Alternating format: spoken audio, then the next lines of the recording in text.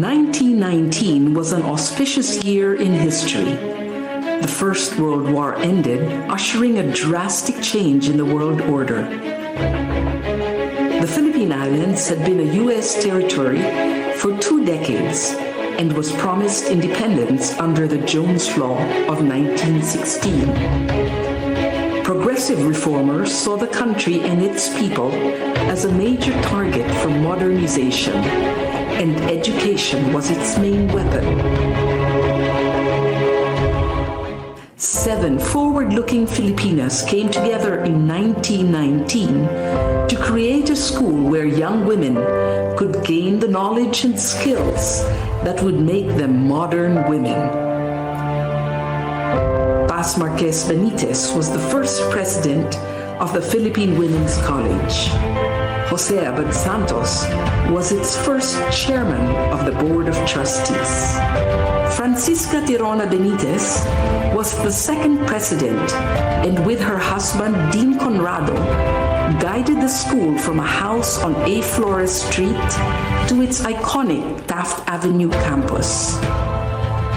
In 1932, the college became a university, making PWU the first university for women in Asia founded by Asians. It provided a space where innovations in education flourished, and young people were encouraged to be the best that they could be.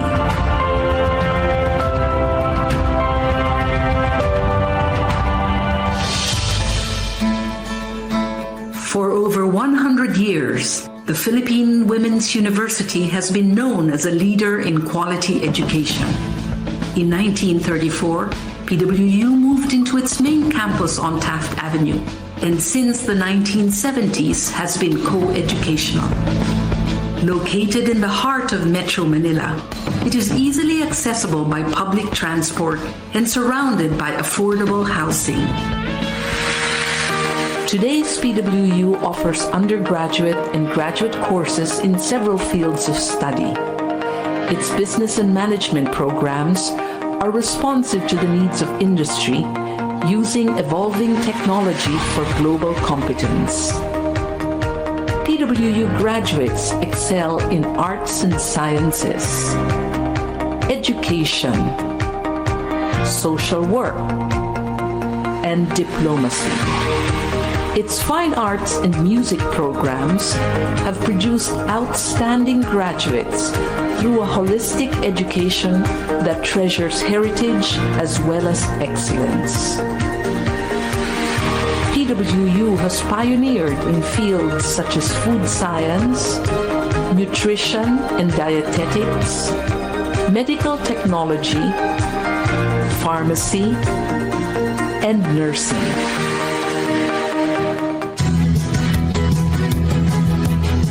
PWU continues to play an essential role in producing graduates who possess the skills that make them competitive in the country and anywhere in the world.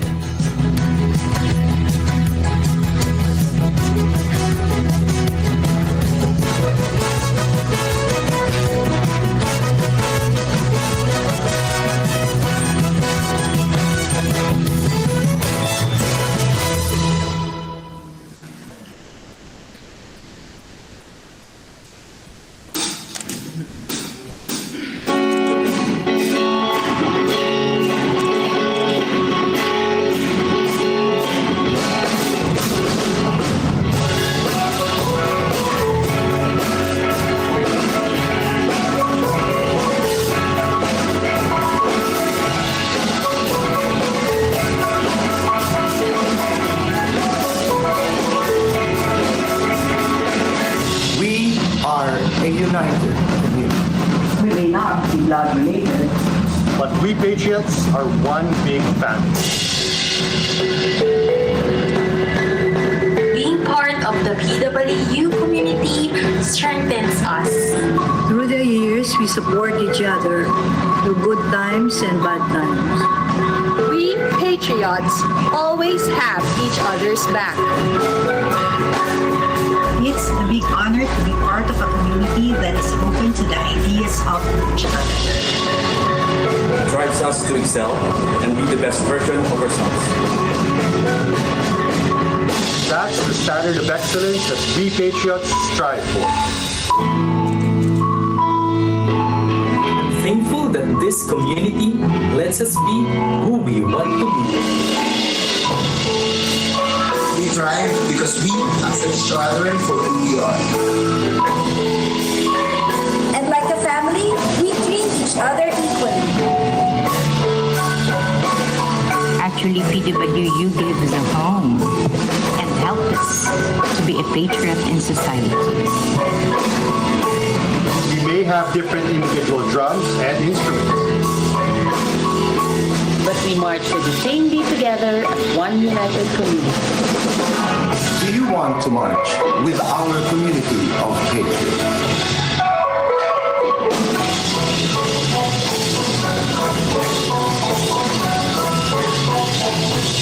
I am a patriot. I am a patriot.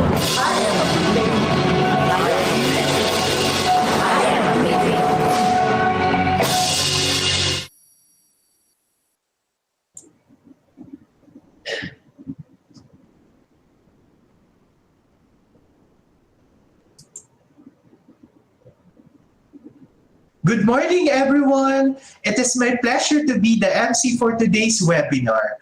My name is Andrew Kevin Nicanor, and together with my co-MC, our psychometrician, Ms. Patricia Luis Manzanares, on behalf of the Guidance Counseling and Testing Office, I would like to extend my warm welcome to all of you.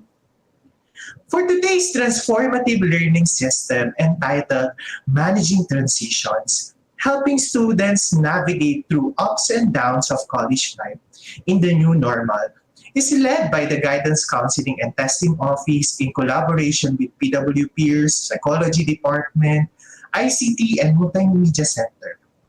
The Target Transformative Learning System core values today focuses on growth and well-being as we note the importance of social, mental, and emotional health of everyone. For our important reminders, all questions will be entertained in the question and answer portion of our program. You may type in your questions at the comment section when the Q&A starts. May I also humbly remind our fellow participants that for you to receive e-certificates, please make sure to answer our evaluation forms. Please click the Google Forms link, or you may use the QR code provided at the end of the webinar. Student attendees also need to stay tuned, for we will be giving the TLS code at the end of this program.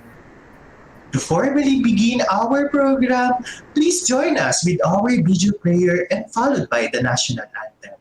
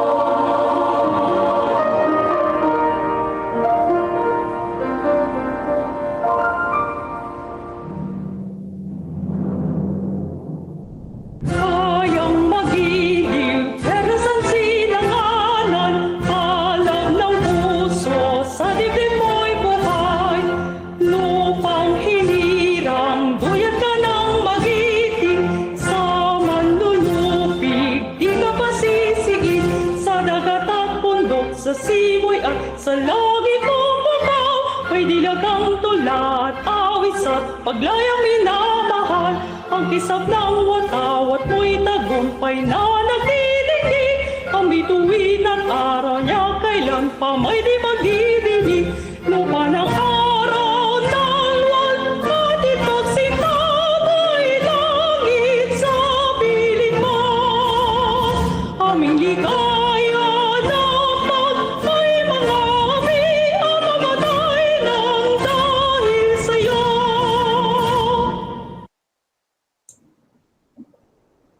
To officially welcome us to our program, it is an honor and privilege to have our GCTO head, Ms. Cristina Meron, to open our program with meaningful remarks.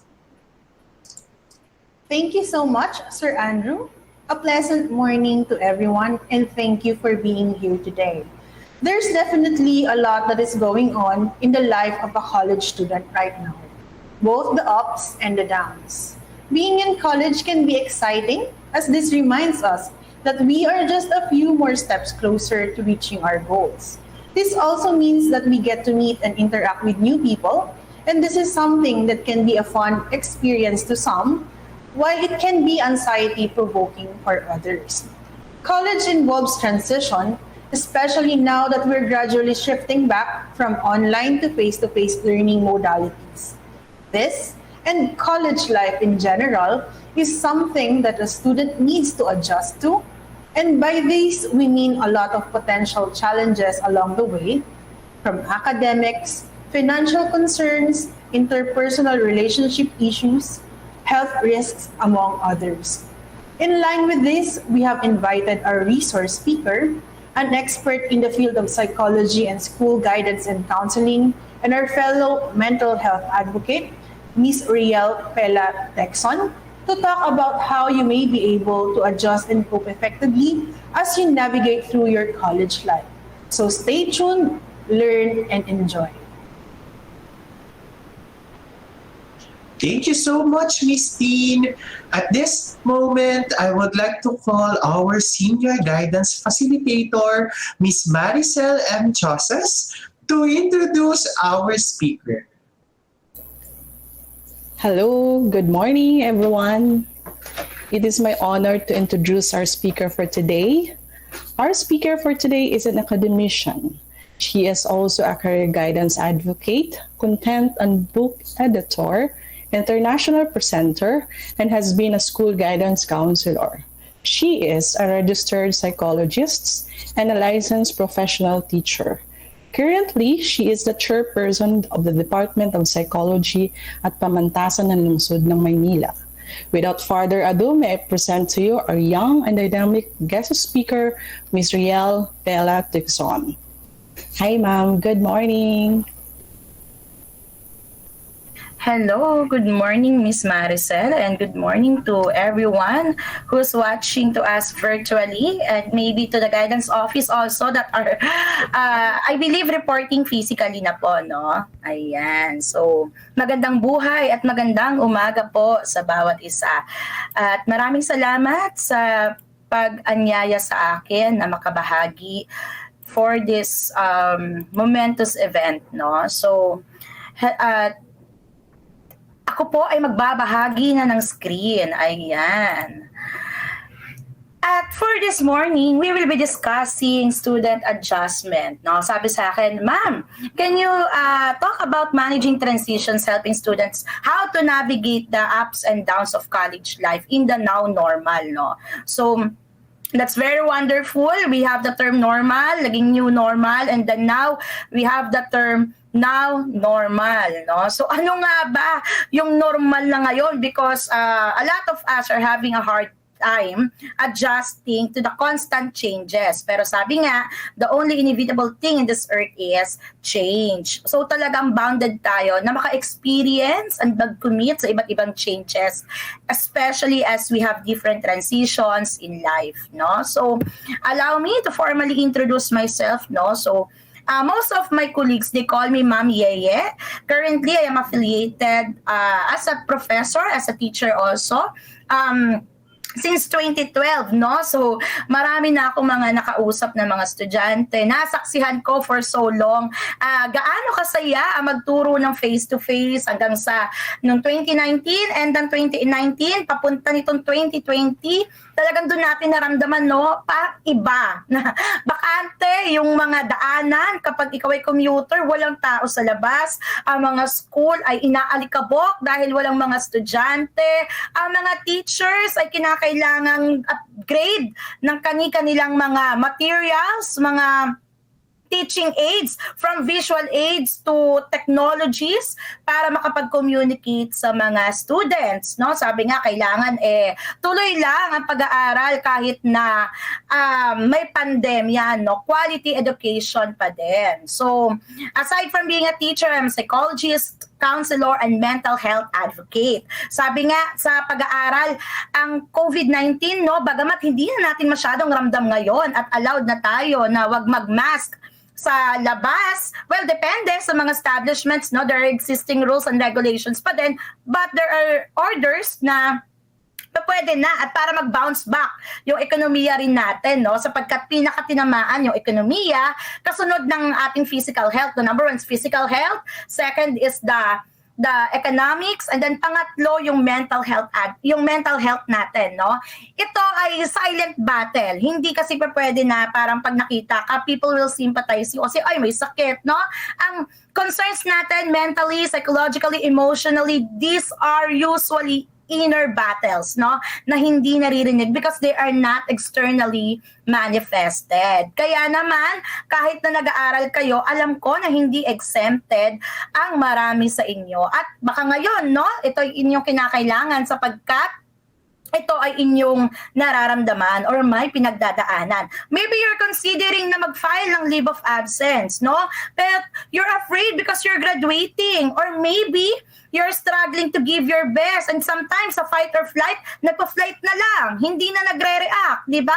Napi-freeze yung iba, parang they just go with the flow and they don't know what to do. So this talk is for you.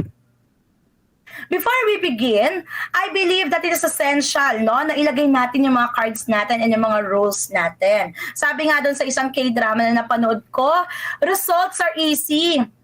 You want to have good grades, then you study.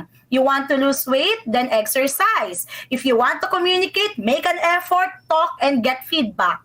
So, results are easy. Alam natin kung ano yung gusto natin. But what is more crucial are the methods and your commitment to follow them. So, in order for this meeting to be more effective, let's have our ground rules. First, Marites mode, okay? But make it educational, no?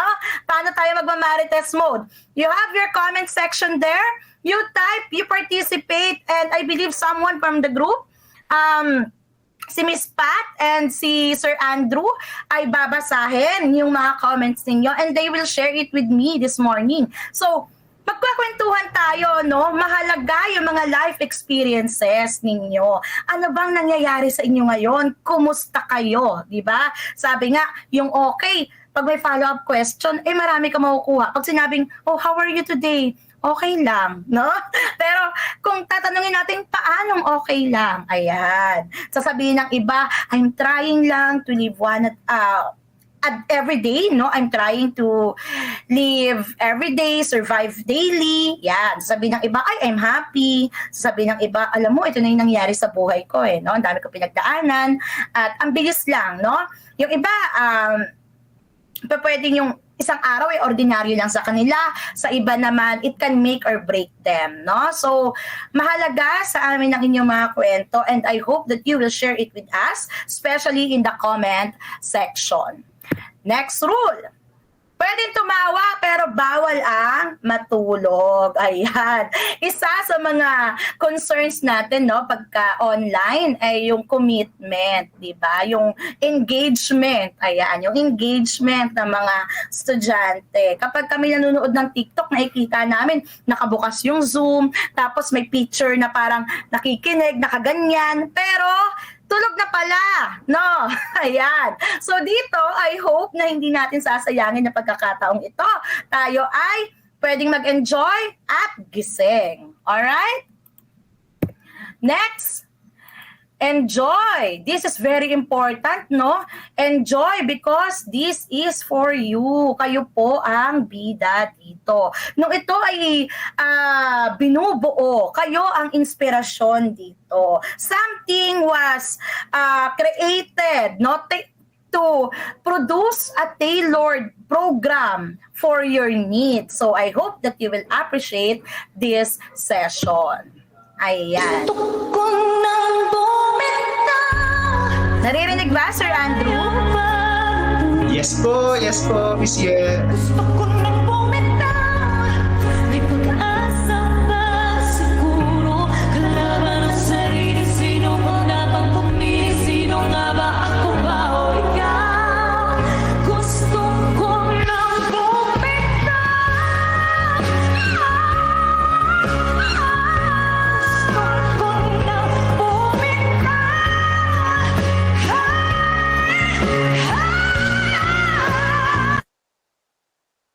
Ayan, sabi nga, gusto ko nang bumitaw, no? Itong kanta na to ay nagamit sa iba't ibang konteksto, no? Some people, they use this for love, na ay, gusto ko nang bumitaw. Some people, kapag estudyante, papasok, gusto ko nang bumitaw, ayoko na, ang hirap pala.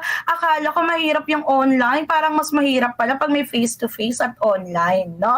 So, a lot of us are struggling, no? Pero ano bang mangyayari pag ikaw ay bumitaw?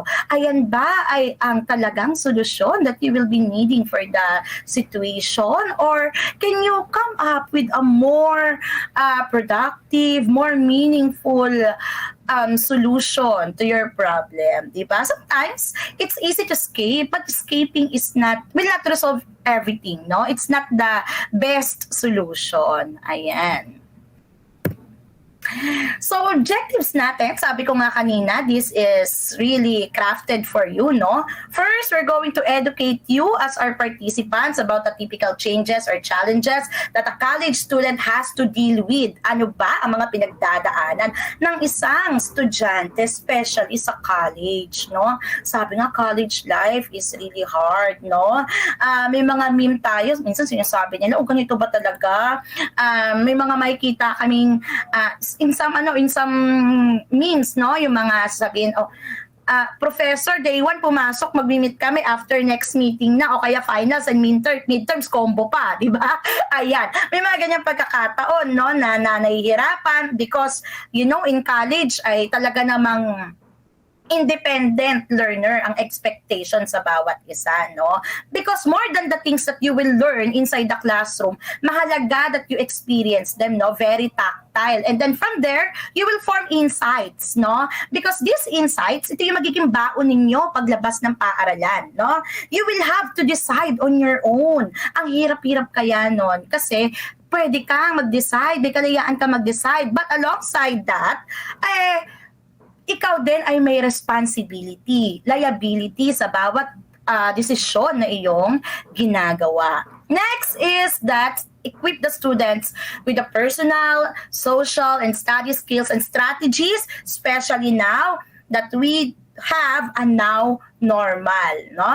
Encourage the students to apply these learnings, no? Sabi nga, learning is a change behavior. You didn't learn anything if you were not able to apply them and to modify your behavior. So, daily lives, kailangan natin ito.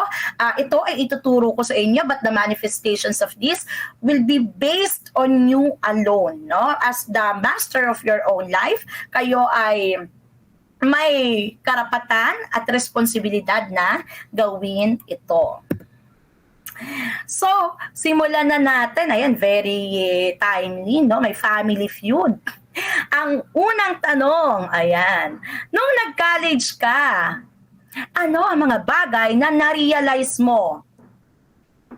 Sige nga, tingnan natin sa ating comment section, sir. Nung nag-college. Actually, we have 1 minute delay lang from Facebook Live. Pero ano nga ba, nung college ako, kasi kailan ba ako nag-graduate? 2017, so alam na nila yung edad ko. So, nagko-compute sila, sir. Nung college ako, ano ba mga bagay na na-realize is? Actually, marami. Masayang mag-aral, actually. Masayang mag-aral. Magtrabaho. Namiss mo ba, sir? Namiss mo ba? Miss na being talaga. Lalo na kapag college kasi syempre, di ba, after school, hang out with friends, no? Kasi kapag talaga nag-work ka na, parang it's a rare time na rarely na rin kayo nakikipag-meet with your friends. So I guess we have answers na from our students and or participants, no? Sabi nila, nakaka-miss maging bata. Charis! Nakakamiss maging bata. Ano yung mga childhood memories na ang paproblemahin mo lang ay matulog ng tanghali. Yes. Ngayon, gusto mo matulog, hindi pa pwede. Oo. Kumbaga, parang rarely na rin talaga makapagtulog ka ng mahaba. Talagang parang nap na nga lang tayo kapag ka mga working na. Yes, at minsan mapapanaginipan mo pa, yung gagawin mo, gigising ka din. Totoo po yan. Hanggang panaginip, sinusundan ka, di ba? Yes, binubulto tayo ng ating panaginip. So we have din, sabi din ng ating other participants, nakakapagod palang bumiyahe. Ay, oo. Truly, no? At minsan, di ba, pagka may bagyo, alam mo naman, syempre, papasok muna tayo bago mag-announce. Ganon. Bago na-realize na, suspended na. Oo. Especially sa Taft area, di ba? Medyo lumulubog.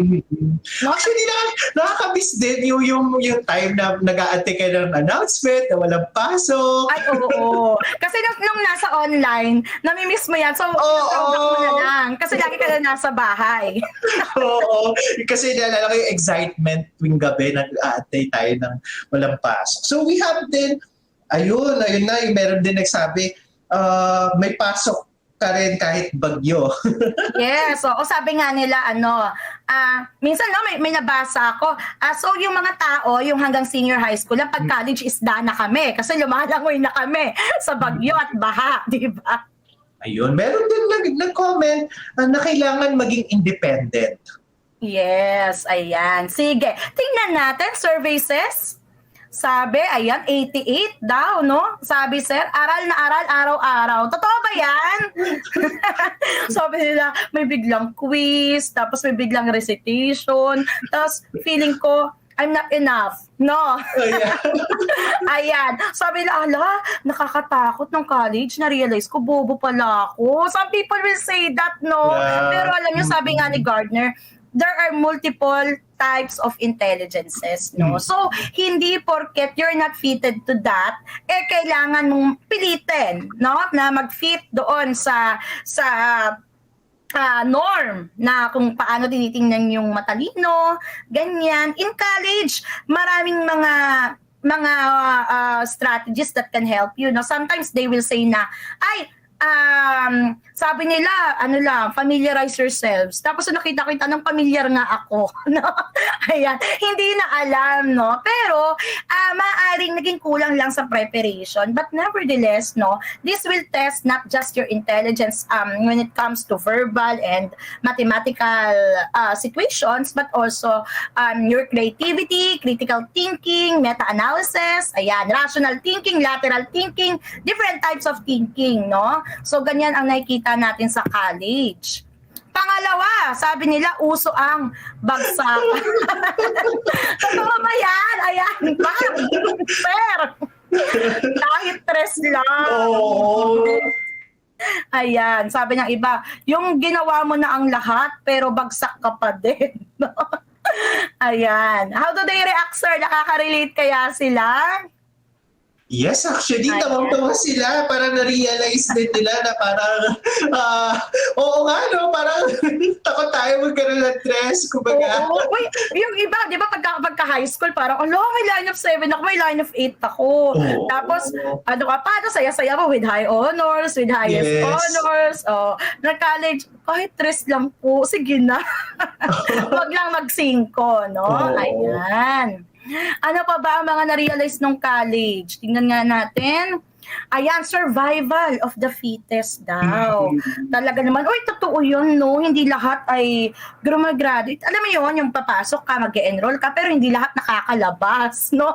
Hindi lahat graduate, di ba? Parang kami yung first year namin, doon kami sa third floor sa PNU wing. Patingin lang kami sa mga nagpa-practice ng graduation, sabi namin, aabot kaya tayo sa puntong ito? Ayan, ganun yung realizations namin. Yes. Natanasin kaya natin ito, no? Ayan, unang tanong pa lang, bagsak agad. Ba't ako matatakot? No, unang tanong pa lang, bagsak agad. So, thank you, Sir Andrew. Ayan, ano nga bang meron sa college, di ba? Bukod doon sa mga napakita natin kanina. Sabi, ang hirap mag-travel, no? Yes, according to Statista 2022, duration of the daily commute in the Philippines, this is as of June 2022. So yung nagkakaroon na tayo ng mas mababang alert level, mas nagiging maluwag na yung mga rules, tapos lumalabas na yung mga tao because of wala nang mga restrictions masyado, no? Sa mga health protocols natin, maluwag na even to the number of people that can come inside establishments ay medyo tinatanggap na yung mas marami. People can gather na rin, no? So yung mga birthday parties na hindi natuloy, they are being celebrated now na hindi na lifted na yung mga restrictions, no? Actually, sa labas ng aming university, laging doon sa round table, no, laging traffic. Sabi namin, ay, antaray, ang daming commuters at saka ang dami ng mga pumupunta sa Rojas Boulevard, Patagaytay, para magbakasyon. Ang Baguio, no, na kilala ring tourist destination ay napupuno na rin. No? Though, I think kailangan pa rin magpa-register bago pumunta doon. So, makikita natin that based on this, 15 to 30 minutes, no, ang daily commute.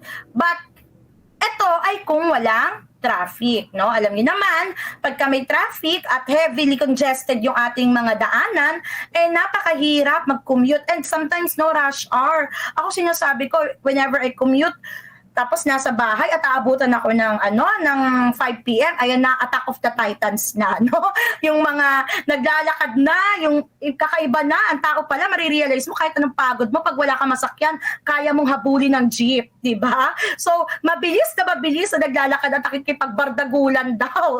The term is bardagulan sa mga public transportations, di ba? So, isa yan sa mga kinakaharap ng mga estudyante. At may mga kanya-kanyang kwento yan. Di ba? Minsan sinasabi nila, pag college, sobrang pagod ko na po. Hindi ko po alam ilang beses na ako nagbayad sa jeep. Tapos feeling ko yung manong, tanggap lang din siya ng tanggap ng ng bayad. Kasi di niya alam na sa akin pala galing, no? Kwento ng isang estudyante namin. Yung isa naman, ang kinakwento nila ay, paano sila sumakay sa LRT na nakapaa dahil baha at basa yung kanilang shoes. So lahat ng mga yon dinanas nila because they are daily commuters. So sa traffic, ano ba ang nangyayari? First, it decrease academic performance and unbalanced time ng mga estudyante, no? Sometimes just instead of uuwi ka na, magpapahinga ka na, ang nangyayari ay pinapalipas mo muna yung rush hours and you go to mall, tapos umiikot ka. Syempre, pag ikot mo, pagod ka na, di ba? At instead of resting, yung time na yon nagiging you commit to things that are unnecessary but you have to dahil nga may kailangan kang gawin o may gusto kang resulta, which is mas magaan na daloy ng trapiko. You can also study, but sometimes you have a lot of concerns. Paano ka pa magbabasa-basa ng notes, mag-aaral kapag maingay yung traffic, may nag-aabot ng bayad, maingay yung mga sasakyan, may nag-aabot ng bayad, siksikan. So, hindi pa pwedeng magawa yung mga bagay na yon. Next is exposure to, that's health problems, no, sa kalusugan, dahil hindi na susunod yung physical distancing. Sa literally, no? But sabi nga ng iba, naku ma'am, sa physical distancing hindi nasusunod, pero yung bayad, ano rin, pang physical distancing, ang singil, no?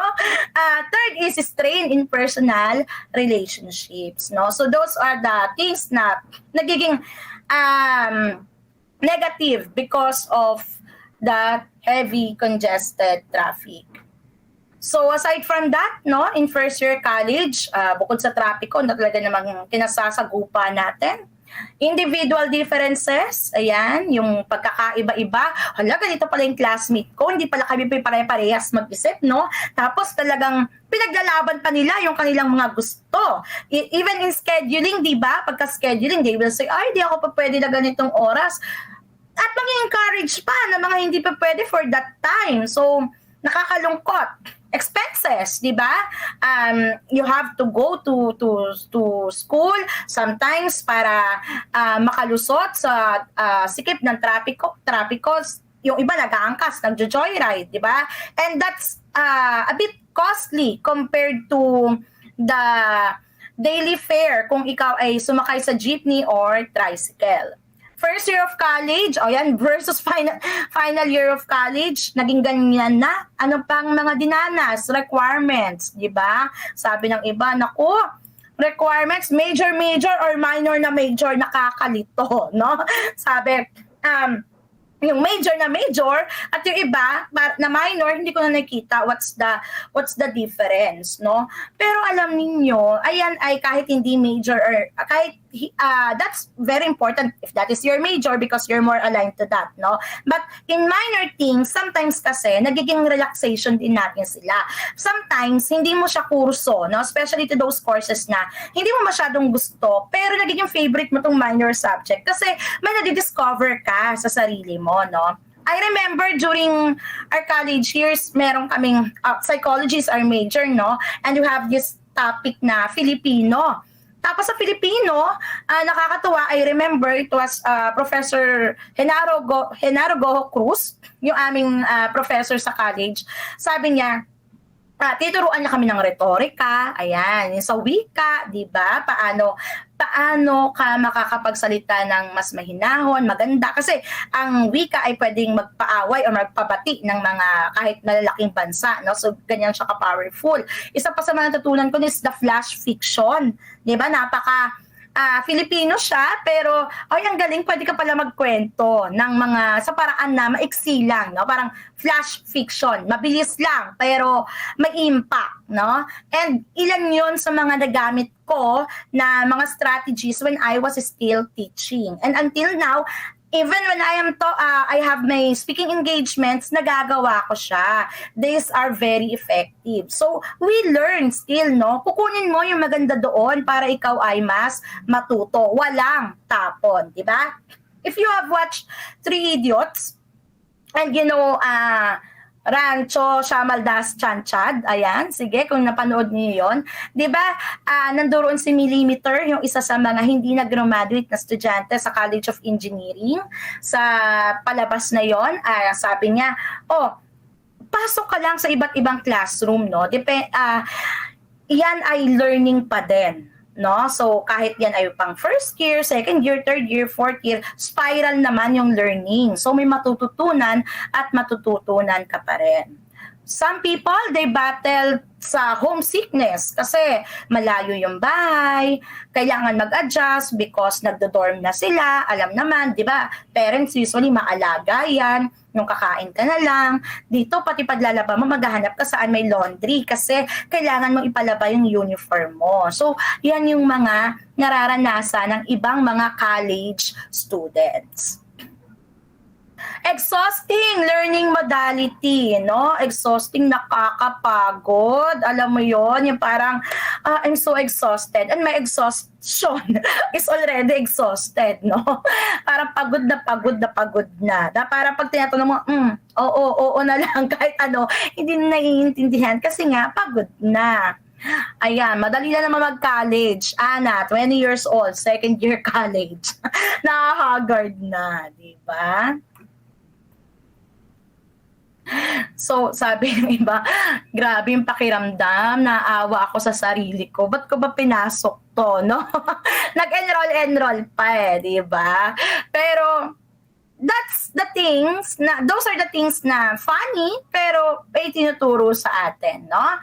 From the normal, we had the new normal, and then now we have the now normal, no? Sa mga normal na bagay, kapag may gusto kang puntahan, napupuntahan mo, tapos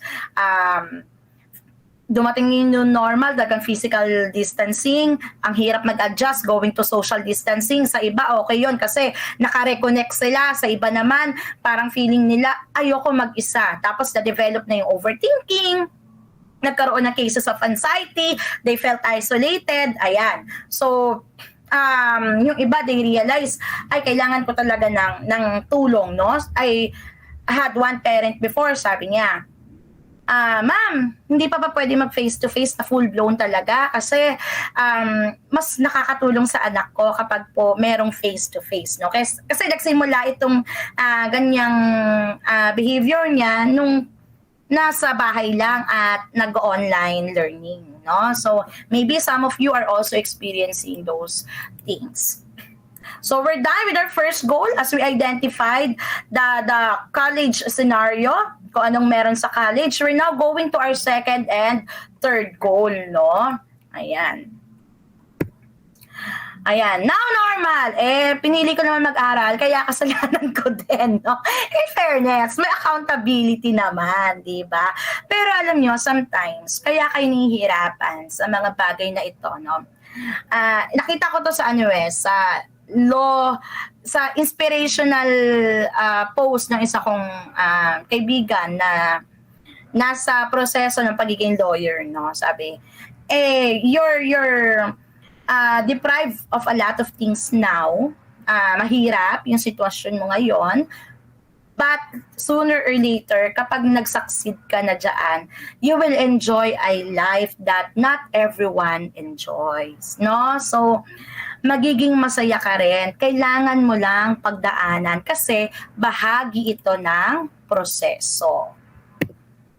So the situation, no, ang term is hybrid, no? Hybrid as the learning modality. O, di ba kikita yun na agad? Wala pa nga sa ibang slides, pagod na, no? Ayan, hybrid as the learning modality. So sino ka dyan? Ayan, Sir Andrew, kailangan kita ulit dito or Ma'am Pat. Tingnan natin yung responses ng mga students natin. Sige po, let's Sino kaya sila dyan? Sino kaya? Sila ba si A? Review pala ako. Ikaw lang pala nasa isip ko. Oo nga, may ibang iniisip pala. Laban, ayan. Parang, hindi pa niya ako chinachat, hindi pa niya ako tinitext. Ba't kasi ninyo message ko? No? May mga ganyan. B, tinitingnan mo pa lang yung activity, pagod ka na.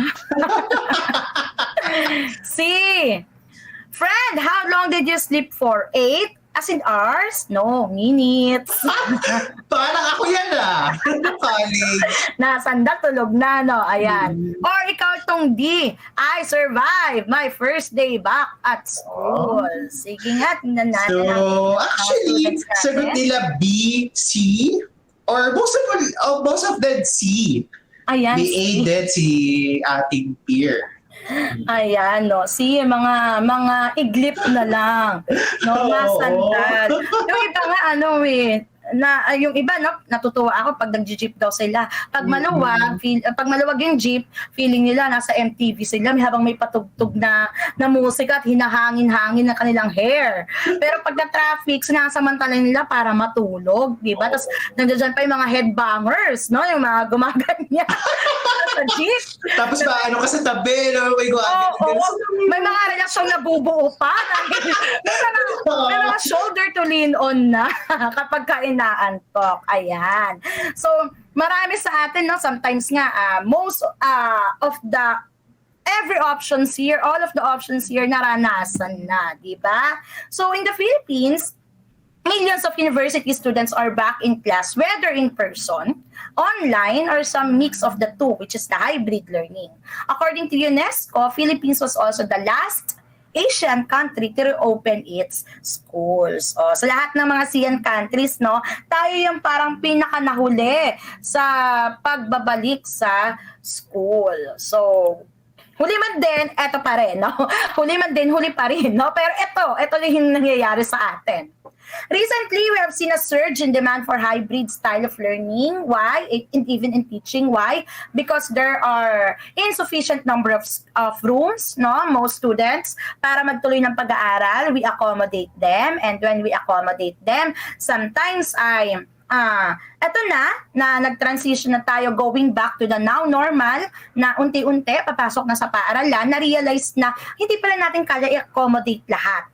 So, tayo ay magkakaroon ng hybrid style of teaching and learning, no? Kung saan one meeting shall be face-to-face and the other shall be synchronous online. Wala na yung asynchronous, no?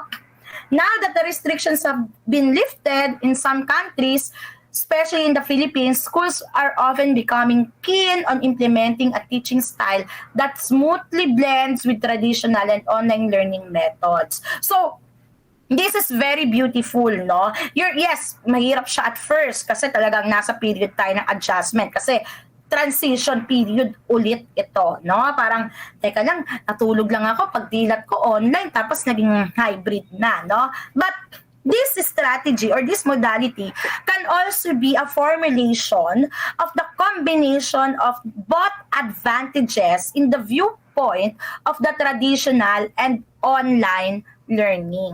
So, wala namang perfectly na maganda at perfectly na hindi maganda, no? So, kukunin natin yung maganda. Ano pang meron sa face-to-face? Ay, kasi nagkakaroon kami ng connection. Nagkakaroon kami ng talagang live interaction, interactive. But what's the beauty of online learning? Well, given na maganda at walang digital divide or may mga magagamit lahat ng mga students and teachers, maganda siya because we can stay connected even though we are not together physically, di ba? So yan yung hybrid learning. Walang room, tuloy ang klase, di ba? Tuloy ang recitation, tuloy ang test, no?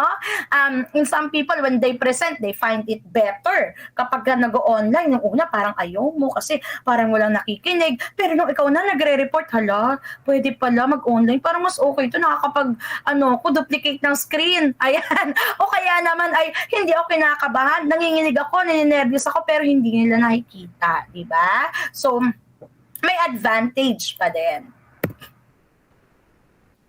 Mix of Philippine students' experiences in the weeks since universities reopened, di ba? Na-discover nila yung face-to-face interaction, they navigate technology-related troubles, and they juggle remote and in-person classes. No? So, napagsasabay naman. Sabi ni Langston, he defined hybrid as synchronous learning combining in-person or remote learning simultaneously. And while it can provide some excellent advantages, equally important to acknowledge some of the challenges. Okay? Again, kahit pinagsama natin yung mga advantages, there's still disadvantages. Hybrid learning is helping to transform the way education is delivered. But still, there are some still key challenges. Ayan. Nandiyan pa ba? There's more, no? There's more. The manifestations of problem students facing in the learning transition. Ano nga ba ang mga pinagdadaanan? Teaching styles, di ba? One of the challenges was that teachers are challenged to do the two things together, no? And significantly, it can affect the learners.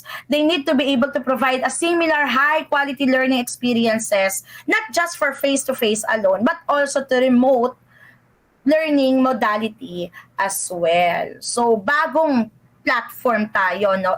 The pandemic really changed the landscape of teaching. Wala nang traditional sa panahon ngayon, no? Kasi nakita na natin yung ganda if ever na online yung mangyayari. Engagement, yan, for students, no? Ang hirap naman mag-engage sa remote learning or remote setting. Sabi niya, sana araw-araw face-to-face. Some people will say, naku, sana naman araw-araw online na lang ulit. Di ba? Hindi na ako maliligo. Ayan, everyday, lalo-lalo na pag bare months na malamig. Pwede ako mag-close ng camera. Sasabihin ko, mahina yung connection. O kaya naman pag highly binavalue yung privacy namin, pwede i-close yung camera at para hindi kami ma-conscious, no? So, yung iba, nahihirapan bumalik ng mag-engage ulit sa physical learning at yung iba naman, mas gusto nila yung physical learning kasi nahihirapan naman sila sa online learning. So, ano man yan, nararanasan natin yung poorer class performance, feeling far away from their learning institution, and poor self-discipline. Sometimes, no, especially if your library is really good, you don't have to rely sa internet lang. Kasi when you do internet searching, nandiyan na yung panunood, no, yung cyber loafing, yung ang dami mo ino-open, swipe ka ng swipe, no, makakakita ka ng tao sa elevator, dun sa comment section na, sige, scroll up ka lang, paakyat na ako, no? So, swipe lang tayo ng swipe, scroll up lang tayo, scroll up, tapos, ano ginagawa mo? Wala. Ano lang, nagpapatay ng oras, no? Pero may kailangan gawin, di ba? Not unlike before naman, na traditional talaga, that you have to visit the library. Alam nyo, hindi naman masyadong malayo yung gap natin when it comes to age, but ang bilis talaga ng technology because during our time when we were still studying, alam mo yun, we cannot get good pictures of, kahit may camera yung phone mo, you cannot provide good pictures from the books kasi low yung specs. And kailangan pa rin if-photocopy mo at pag hindi pa pwede or pag sira yung photocopying machine, you have to write them. No? So you really have to write them, memorize them, kunin yung gist para hindi mahaba yung susulat. So those are the engagement changes that occurs. Ito din, ayan. How sure are you that the students are listening, diba? They are physically present kasi pag wala namang pinagkaiba to sa physically present pero absent-minded sa loob ng classroom, no? Sa Zoom naman, sometimes you just open it and then you do whatever you do, no? Naghuhugas ka ng pinggan, naglilinis, natutulog, no? So it's like multitasking, but the downside of multitasking is that you cannot have a priority and sometimes nagkakaroon ng disorders sa pagpaprioritize mo ng mga engagements mo. So that's the downside, no? Ayan, technical issues. Yung iba pagka morning, minsan no, we have different companies that provides internet provider rather, ayan. So minsan nasisira, gabi pa lang, nararanasan niyo ba yon? Yung gabi nawawala ng connection, di ba? Si teacher naman, sige nga, morning class tayo, tingnan ko nga kung gising na, ayan. Unlike, di ba if we have 7 a.m. classes, sometimes we wake up 4 o'clock, 5 o'clock, para hindi ka sumabay sa rush hour. 6 o'clock nga, talagang rush hour na yan for the students, no? So, as much as possible, earlier than 6 o'clock would be better, di ba? So, in hybrid, sometimes students, they are just engaging kapag ka-online, pag face-to-face, pag online, wala na, no? So, as much as it is comfortable, pwede rin siya maging avenue para ikaw ay mag-procrastinate at hindi magkaroon ng good performance or poor engagement and commitment. Ayan, sabi nga, pero bakit kasalanan ko? Parang kasalanan ko pag wala kaming wifi, no? Siyempre, hindi rin. Kasi iba-iba nga tayo ng economic situations. Iba-iba rin naman tayo ng mga sitwasyon pagdating, though you have the capacity to pay and to have a good connection, sometimes sa places talaga, no, there are rooms na mahina yung reception, mahina yung Wi-Fi, ayan. So, nangyayari to. And these things are inevitable and these are more on the external factors, no? Technical issues, ayan. This can take many different forms. Sabi nga nila, pag nagpiprint ka, wag mo ipararamdam sa printer na magpiprint ka kasi naghahang sila, kaya nagloloko. Kaya no, pagka ikaw ay nagwa-wifi, no, wag mong paparamdam kasi biglang mapuputol yan. No? Those are some of the funny stories when it comes to technical issues. Isolation and problems on collaboration, di ba? Dahil sanay tayo na mag-isa lang o kaya naman connected lang tayo through chats, yan, online. Yung iba, nahihirapan mag-adjust. Yung people skills nila ay hindi masyadong nade-develop. It's because of the setup, no? Sa mga bata, nakikita natin yun na some of them, they have delayed speech because yung significant people that they should be surrounded with, hindi nila nakakasama. So, sabi nga, language, no? For instance, language is something that we acquire. Kaya nga yung iba, nagbe-baby talk. Yung iba naman, para matanda ka usap. It's because kung sino yung mga nakapaligid sa kanila and how do they communicate, transact with that person, with that individual. Ganun din, no? Kahit matanda na tayo at hindi na tayo bata, nagkakaroon pa rin ng problems when it comes to isolation and collaboration. Nagkakahiyaan pa, no? Ang kukulit online, pero pag face-to-face na parang, ay, isnabera pala siya in person, suplado pala siya in person. It's not like that always, no? Nangyayari yon minsan dahil hindi rin nila alam kung paano nila ipepresent ang sarili nila, paano sila magko-connect sa ibang tao. So, mahirap din ang sitwasyon para sa kanila. Lack of resources, ito naman talagang issue to, no? The digital divide. You're blessed if you have this technologies with you. For some people, they cannot prioritize good technologies or gadgets with good specs simply because they have more things to prioritize. Mostly, di ba, if you're going to look at Maslow's hierarchy, uunahin mo na ang food, safety and security before the things that may appeal as aesthetic or yung mga bagay na they could not consider as important or as important as they might seem. Okay. Passive learning, ayan, some students get through courses by doing only the bare minimum of work to pass. No, nabigay mo ba yung best mo now that we are in the hybrid course? Alam niyo ba, may mga bumabagsak pa rin, sasabihin nila, ako, pwede na yan, di ba? So, yung pwede na yan, tandaan ninyo, you submitted only the bare minimum. Eventually, pwede na, yung bare minimum, hindi siya ganun ka-impressive, then later on, the grade that you will be getting is yung minimum din, no? Sabi nga, if you want to get good results, i-anticipate mo na. For example, may board exam, halimbawa, no? Usually, kinokondisyon na dapat that you will go on top, no? Top na, magiging top notcher ka. At pag hindi ka nag-top, at least, bababa ka, passer. Diba? So, the only way is up. No, talagang kailangan bibigyan natin yung ating best. Technical skills, iba-iba rin tayo ng technical skills. Yung iba, nahihirapan kapag nag-zoom kasi naku, paano ba tong camera? Paano ko ba ibababa yung kamay ko pag Microsoft Teams yung gamit? Ayan, paano ba ako magre-react dito? Paano ba aalisin yung background? Paano ba i-mute? Yan, technical skills. Iba-iba rin tayo dyan. Procrastination and lack of motivation. Ako, napakahirap nito magpo-procrastinate, no? Ang sarap-sarap naman kasing matulog, mag-banding muna, umalis muna, gawin mo na yung mga bagay na nakaka-relax. Sabi nga, nagre-relax muna ako, no? Nagre-relax muna ako kasi nakaka-stress. Tapos eventually, mas may stress sila kasi kakram na sila, no? So, it's also hard to stay motivated, especially if you're someone that loves to do group interaction. Distraction, ayan, alam naman natin, no? Netflix, I remember, nako, if you're familiar with the palabas sa Netflix, yung All of Us Are Dead, tandang-tanda ako, parang February yun, January, February, talagang very sikat, no?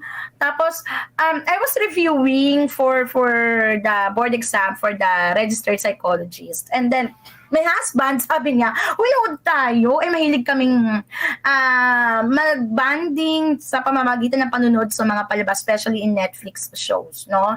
Ngayon, may Disney Channel na dito sa Pilipinas, di ba? Sabi ko, sige, mag-solo flight ka muna sa sa panunood kasi I cannot watch tapos dami ko palang babasahin, no? Kasi biglaan ang pag-take ng board, no? So, mga ganyan ay minsan, no, pag may tinatapos tayong series, isa na lang. Yung pala isa na lang hindi pa matatapos yung 16 series, no? O isa na lang matatapos na yung 16 series, no? Ganon ang nangyayari. Parang hindi mo namamalayan, extend pa, isa pa. 5 o'clock AM na. At dami mo nang napanood, no? So, yan ang ilan sa mga nangyayari. Commuting and traffic, I have mentioned that. Ayan, talaga namang naaapektuhan tayo, no? Minsan, so, ang bilis lang sana, no? Kaso feeling mo, nag-field trip ka na sa tagal ng biyahe. Safety, ayan, mga kidnappings. Natatakot pa ba kayo pag nakakita kayo ng white na van? Disappearance, this is very uso, especially nung nagsisimula na yung inaayos yung schedule, tapos may mga gabi, ayan. So, most schools, they avoid na magkaroon ng classes in late evenings, like 7 to 9 or 6 to 9, kasi nga, not just the threat of COVID, but also the possible crimes that shall be done or we're vulnerable kasi, mas vulnerable kasi pagkagabi sa mga krimen, no? Alam niyo naman, people are stay at home and usually kaunti na yung tao sa mga crowded places or kapag crowded places din naman may mga nangyayari din namang krimen. So, these are the things that we avoid. Expenses, ayan, alam naman natin, no? Naku, mahal na ang pamasahe. Minsan, ito, nararamdaman ko din yung pinaglalaban ng mga student natin na babayad po, estudyante po, no? Tapos, minsan, iba-iba yung singil per jeep, di ba? Iba-iba yung singil per jeep. Meron sa sisingilin ka 13, yung isa 14, yung isa 12, no? So, nagkakaroon ng comparison, pero daman natin ang inflation ngayon, ang mahal na mga bilihin, ayan, talaga namang hindi lang sa Pilipinas, no, maging sa ibang bansa, no, nararamdaman yan. Stress and burnout, no, sabi sa New Jersey College in 2021, 70% of respondents in their studies said that they had higher levels of pandemic-related stress and anxiety last fall compared to 2020. Students are also vulnerable and are constantly exposed to stress and anxiety, resulting to burnout caused by various things such as academic tasks, extracurricular activities, and other personal commitments. No, especially those still grieving, di ba? Nakaramdam sila na pagkawala ng kanilang mahal sa buhay, COVID-related or non-COVID yung cause of death, and talaga namang it is really painful, no? Nararamdaman yung pain, naglilinger pa din, di ba? And everything will change because especially that significant person is part of your life, no? Talaga namang you have to continue even without them, no? Nararanasan natin tong mga challenges na to. Tapos, syempre, holistically, may iba pa tayong dimensions like schools, spiritual, friends, social, health. So, itong mga to, minsan ay very overwhelming ang pakiramdam. Kapag sabi nga kapag na-stress, minsan parang feeling ko naka-schedule sila sabay-sabay ang stressors na dumarating. And even though you want to cry, kailangan i-schedule mo rin yon kasi wala sa schedule na ikaw ay umiyak, malungkot at pagpahinga, no? So, yun yung sharings ng ibang tao. Social anxiety, ito yung sinasabi natin, no? It's difficult for them to interact and approach other schoolmates, no? Fatigue, no? Ayan. May mga screen fatigue na nararanasan pag matagal nakatutok sa computer, sa laptop. Physically, nakaka-add pa dito yung pagta-travel natin, pagko-communicate natin, pagre-report natin, ayan. But ito na kasi yung reality nowadays, no? Sabi ni Rodriguez 2022, college students experiences were in physical tiredness from traveling to and or around campus, no? Akala mo, liit na school, enjoy ka, lakad-lakad ka, punta ka iba't ibang building. Paglabas mo, uy, parang ganito kalaki yung school namin. Tinatumbling ko lang pala to, or nilalakad ko to. Hindi ko namamalayan, kaya pala ako napapagod kasi nagkukonsume ako ng energy sa paglalakad at paglilipat-lipat ng rooms. Yan. So, kasama po iyan. Social pressure, pasok din tayo dyan. Other challenges, no? Limited time allotted to face-to-face learning. So, students had barely enough opportunities to make clarifications on the lessons. Also, some people, they are having different priorities, like they're working students because sila na lang yung parang breadwinner sa kanilang family. And if they do not work, walang kakainin or walang baon yung kanilang mga nakababatang kapatid.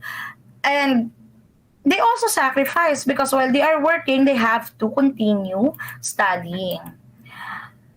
Garma said that there were also learners who cannot clearly see what written on the board due to physical distancing, while others cannot clearly hear what the teacher is saying kapag ka malayo, di ba? So sabi nga, you have to put lipstick kapag ka nagtuturo ka, especially physical distancing, kasi nababasa yung parang lip reading, no? Kahit na malayo, nababasa yung sinasabi through watching the how the lips move, no? Even distant. But eto, dahil nga tayo ay nasa pandemya pa din, naka-face mask. So that is sometimes hindi siya feasible. Some learners reported that they do not have enough learning materials. Ayan.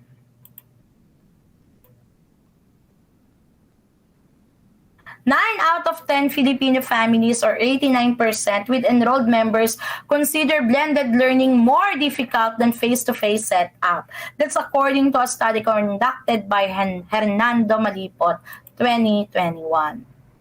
So, paano ba, now that we are in the now normal, no? Paano ba ang ating gagawin, no? Sige nga, ano bang ginagawa ninyo para mag-cope, mag-survive sa now normal? Let's see from the comment section. Can you please share?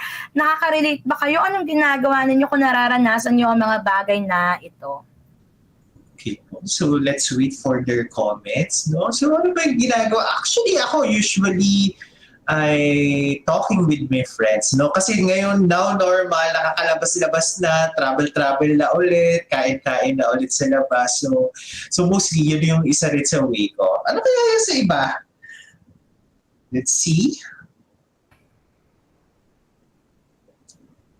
Let's wait for them.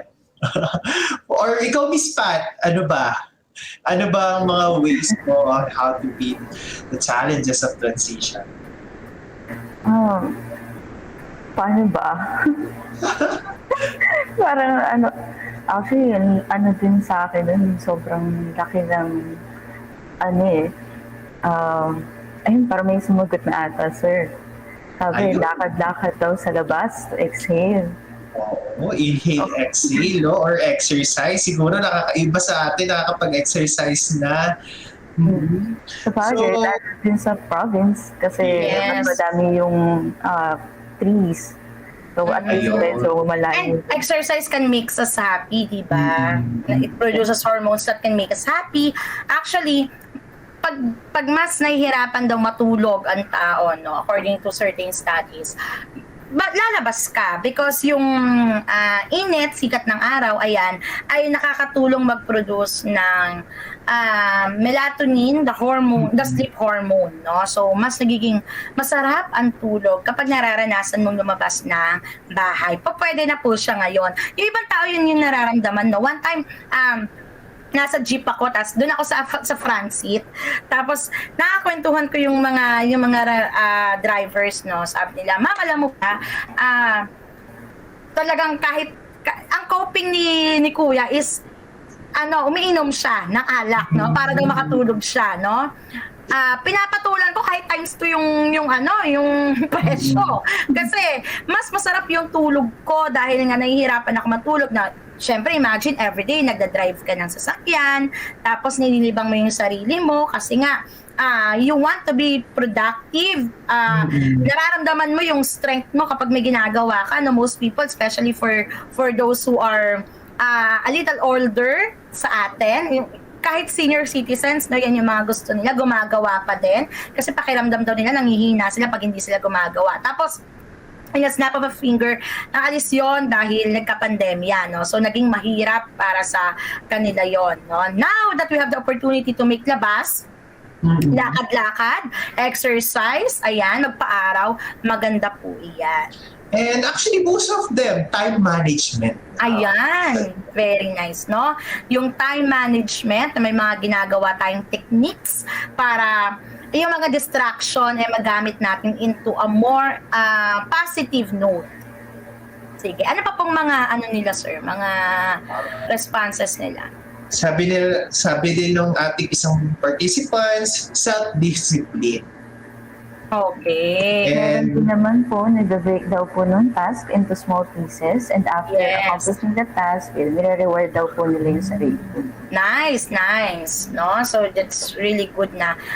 Yung iba naman, they do in relation to that, they do they eat the frog first. No, when we say eat the frog first, you have tons of things to do, a lot of things to do. Yung pinakamahirap, itumba mo muna. Yan. Gawin mo muna. Kasi after that, everything will be easy. Kesa naman sa na-agitate ka, you feel anxious kasi may gagawin kang malaking task, inuuna mo yung maliliit, no?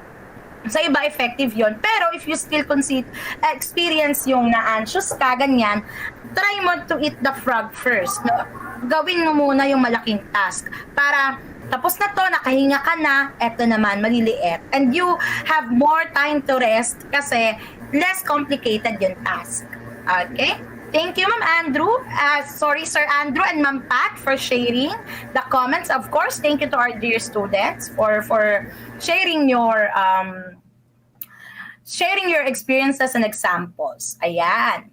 So, para tayo ay ma-beat natin ang challenges ng transition na ito, no? It would be helpful to be interactive, no? Sometimes people should accept na, this is better compared to the old normal. As in yung normal, no? Kasi dati mag-commute ka. Everything in class should be submitted physically. But now, we have options. Pwede nang hindi ipasa physically. Pwedeng online na, di ba? For teachers, that would be also beneficial because at times, when you do check the, kunyari, plagiarism content, ayan, madali lang because you can just submit the file online, di ba? If they are going to submit that online, download it and then submit it doon sa platform, di ba? Interactive experiences, students who directly interacted with their teacher stated that they felt less alone in the classroom. In large classrooms naman, such as polls or other activities encourage engagement, no? So pag may mga decisions, hindi na raise your hand palagi. Pero pwede yan kapag personally nakikita kayo, tatanong niya yung mga clarification, ganyan. So online, kung saan pwede na magkaroon ng miscommunication, misunderstanding, no? The downside of face-to-face interaction, hindi ay,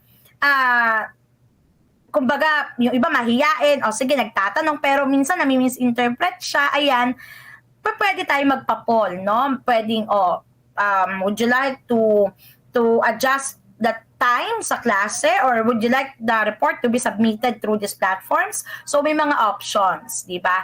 Hindi na mahirap sa iba na bumoto kasi may mga options and na-maximize yung mga polls and yung mga platforms. Ayan. Next is that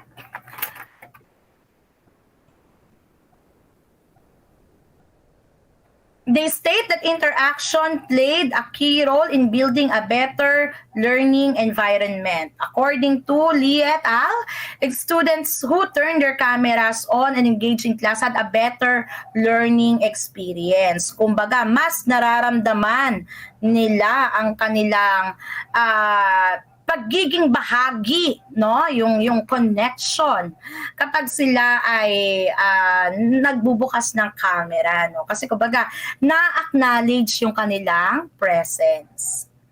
Next, engaging activities. Sabi ni Langston, dapat ang teachers, they try to focus on student engagement activities, no? So, unlike before na this is traditional na, I will say something, you have to listen, no? Ngayon, pwedeng, what's your opinion? Ano ang inyong mga experiences? May gusto ba kayong i-share? Paano nyo ginagawa ito? Nakukuha natin yung engagement nila kasi sila ay napapakinggan. Next, contingency plan. Some potential harms such as technical difficulties can be avoided through training, no? So this is for teachers, no? Kayo din naman as students, 'di ba? Meron tayong mga ethical considerations guidelines kapag tayo ay nasa online class. So you also have to be reminded to mute your microphones, have a safe background sa ating mga Zoom. Ayan. Hindi yung mga crush nating celebrities na very takaw tingin ang nilalagay, di ba? So, dapat ay may mga contingency plans din tayo. Paano ba yung pagre-record, pag-upload? Sabi nga, pag nasa internet kasi, if it is online available, it seems permanent na, no? So, dapat mas aalagaan natin yung ating privacy, no? And make our online class safe and secured.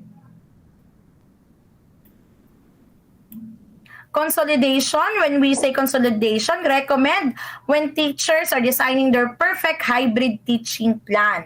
Napakahusay ng mga teachers, no, pagdating sa pagbuo ng mga hybrid plans. Well, as students, you also have your voice and you can connect with your teachers. When can it be best applied?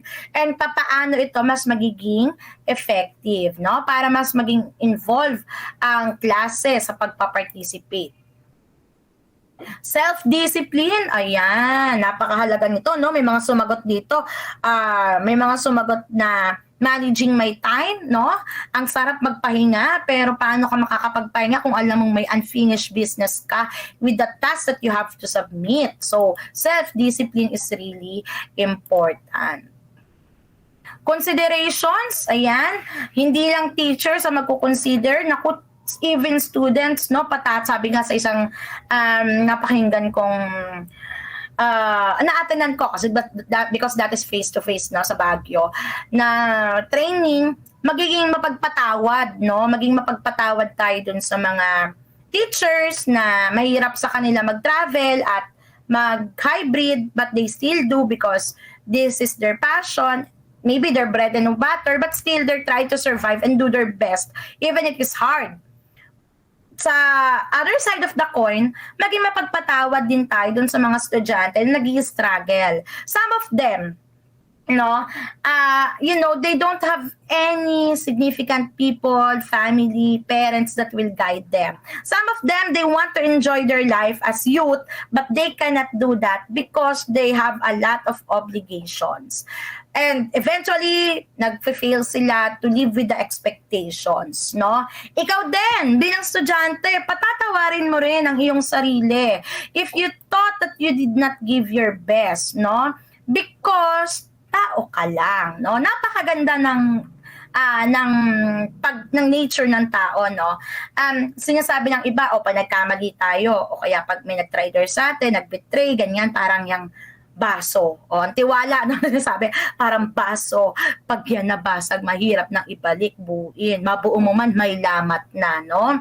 Pero alam ninyo, in reality, maganda pakinggan, parang ang bigat, no? Parang na-justify yung ating gigil at yung ating pride. But in reality, hindi kasi tayo baso, no? Tao tayo. At pag bilang isang tao, bilang isang individual, you have the power to forgive and be better next time, no? So kung ikaw ay feeling mo may shortcomings ka, feeling mo ay ang hirap, no? Ginawa ko naman yung best ko, talaga narinig, ginawa ko naman yung best ko, pero dapat kasi ganon. Patatawarin mo rin ang iyong sarili, no? Malaking bagay na na-accept mo kung sino ka, your weaknesses, you know? Every one of us, may mga assignments tayo na self-development. transition, no? Hindi naman, alam nyo, the beauty of development, hindi kasi siya natatapos kung kailan lang tayo malakas. Even at the point of death, no, that's still development. Part pa rin siya. That is part of the stages of development. So, walang tapon. Next, establishing a routine. Nako, this is very nice, no? Yung routine, no? Yung iba, they are doing the Pomodoro technique. Decide who or what task you need to complete. Magse-set ka ng time. Work on your task until the time rings. And then after that, short break. No? Ayan. Pero naman yung break ninyo, baka naman gumawa ka for 25 minutes, tas yung break mo 1 hour. Ayan. Ingat din kasi mawawala yung momentum ng gawa mo, no? Sabihin ako, gagawa ako for 30 minutes, tatapusin ko to. Tapos, para makapanood na ako ng gusto kong palabas, no? Kasi palabas, series siya, no? Eventually, mas mahaba pa yung time na na-consume mo doon. Tapos, yung quality ng work mo, hindi rin ganun kaganda because hindi talaga yun yung focus mo. Diba? So, routine is very important. Sabi nga sa proverb, do not put off things that you can do today, no? Nako, yung iba nababasa ko, alam mo, wag mo nang, kung kaya mong bukas pa gawin yan, ipagpabukas mo na ako yan next month, no? Rest is very important, okay? Rest is very important. But sometimes, there are self-inflicted pains na ginagawa natin, no? Pag sinabing self-inflicted problems, bakit mainit yung ulo mo? Ba't ka pagod? Kasi puyat ka. Ba't ka napuyat? Kasi nagtapos ako ng palabas. Kasi sa Facebook ako. Kasi nanonood ako sa YouTube. Kasi may ginagawa ako that are less important. No? Eventually, itong mga bagay na to, mahalaga lang siya as coping mechanism. Pero pag not in moderation na, pag nasobrahan na, and it consumes you more than it should, kasi nga, not in moderation na, nagiging problema mo na. No? Ba't ka bumagsak? Kasi hindi ka nagpasa. May deadline, nag-extend pa, hindi ka nagpasa. Self-inflicted, no? Hindi siya external. Meron kang responsibility then for that. And you have to acknowledge that. So, very important, no, ang pagsaset ng routines. Good attitude and good practice with dealing with tasks, it is very important. Anong skills? Ano pa? I-develop mo ang sarili mo, no? Mag-aral. Hindi lang kasi natatapos yan sa loob ng paaralan, no? I remember we have one professor before, lagi niya sinasabi, ang topic niya research, no? Yun yung kanyang subject na ituro sa amin. Tapos, laging at the end, sinasabi niya, what are your insights? So para kami nasa Miss Q&A, nagpapagandahan kami ng sagot. Sasabihin ng isa, learning does not come from winnings but also from mistakes. O, sabi ng isa, mistakes can teach us a lot of things that more than winnings and learnings can give. Diba? So these are process of self-development. Accommodation with the problems on commuting, it is wise for students to move near their school. Ayan. Siyempre, kung safe lang din naman. You decide on things na, you chose, halimbawa, pinili mo na dito mag-aral. Dapat, hindi yung school yung magbabago for you, no? Hindi bababago yung rules na to kasi they accommodate you, but still we have to consider the good for greater number of people. And these decisions ay ginagawa siya with careful analysis. If that is your case and sometimes a decision is not in favor sa'yo, you have also to accommodate these changes and do something.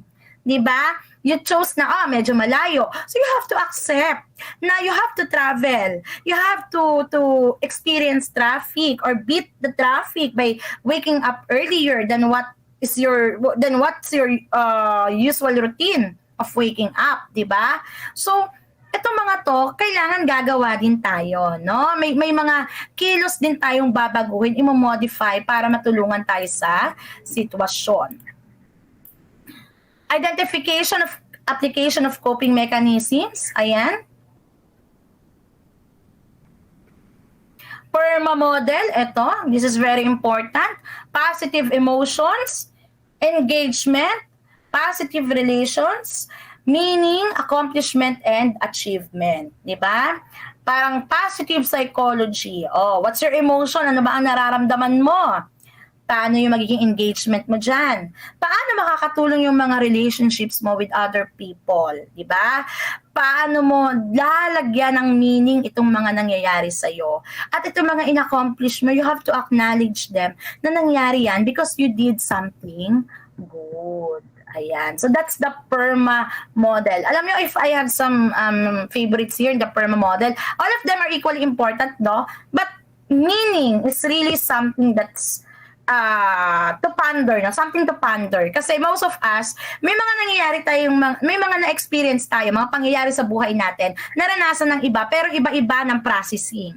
No? Sa iba, that could be katapusan ng mundo. Sa iba naman, pwedeng pagkakataon nila yung catalyst ng catalyst na yan, the reason for change, para mag-bounce back, para mas maging strong. So sasabihin nila, what doesn't kill you will make you stronger, literally, di ba? So it's up to you on how to make these experiences more meaningful, di ba? Nasa hybrid, ano ba ang maganda dito? How can you make this better? Ayan. So that's the PERMA model. Other ways to cope, we have the emotion-focused coping. No? Ano ba yung nararamdaman mong hindi maganda? Kailangan ba, aalisin mo yan? Or you have to face it and make something about it. Problem-focused coping, anong problema? Titingnan natin anong mga kontrolado natin, mga bagay na hindi natin kontrolado. Di ba? Healthy conversations, yung mga usap-usap, kape-kape, naku, pwedeng-pwede na yan ngayon, di ba? Sa bawat kape, may kwento daw. Ayan. No? So, pag nagyaya, kape tayo, ibig sabihin, may kakwento yan. Kaya dapat na-acknowledge natin. Life balance, hindi puro aral lang. Di ba? Mag-enjoy din. At kung maraming oras sa kinukonsume ng pag-aaral, i-enjoy mo ang pag-aaral. Kailangan mo siyang matutunang mahalin. Creative expression, yung iba, they want drawing, cooking, photography, and of course, self-care. It is important not to feel guilty, no? Kailangan natin ng self-care, di ba? Huwag din naman susobra kasi wala na tayong makakakombi. Sabihin mo, self-care, I love myself. Wala ka na matatapos pag puro ganon. So you have to capitalize on self-care para mas maging meaningful at mas maging, kumbaga, makuha natin yung best from the self-care.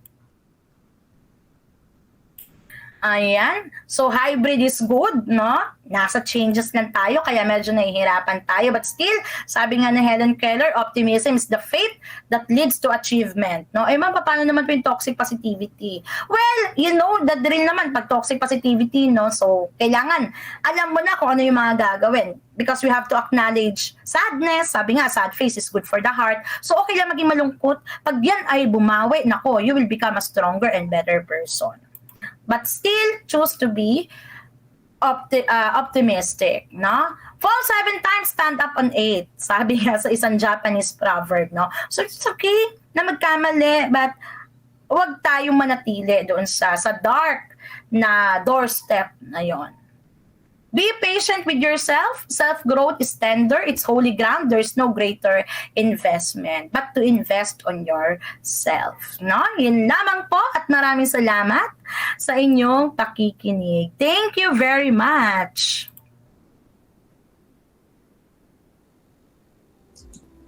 Thank you so much, Miss Ye, for...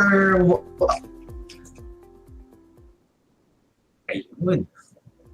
So thank you so much, Miss Ye, for a wonderful and lively presentation. I'm sure our students learned a lot from you. And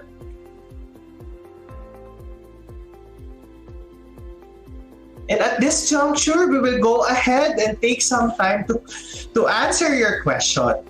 So if you have questions, please type in your question in the comment section. And later, we will answer your question. Sige, Miss Pat, meron na bang mga nagtanong? I think wala pa, sir. So, wait lang tayo ng konti. Yes. Oo. No, and we want to thank Miss Ye for a lively presentation. Talagang nagising ang mga patriots because of this presentation. Salamat din po at nakikita ko nung dami nag-share. Actually, this is a good sign because from their own experiences rather, they are formulating healthy coping mechanisms and how to adjust. Adjustment is really hard, lalong-lalo na pag nasa una, no? Pero sabi nga, pag nasanay ka na, mamani-maniin mo na lang yan, no? It will become easier and easier habang tayo ay natututo. So, meron na tayo ng question, no? Meron na po. Ano po masasuggest mo sa introverted person or student na gustong mag-come out sa shell nila? Okay. From one introverted person na gusto mag-come up, I think that's something na that would be better, no? Because that is introverted na siya, tapos kaya siguro nga pinili na from that topic mas maging introvert kasi hindi siya kampante, parang comfortable na i-discuss yung mga bagay na yun, no?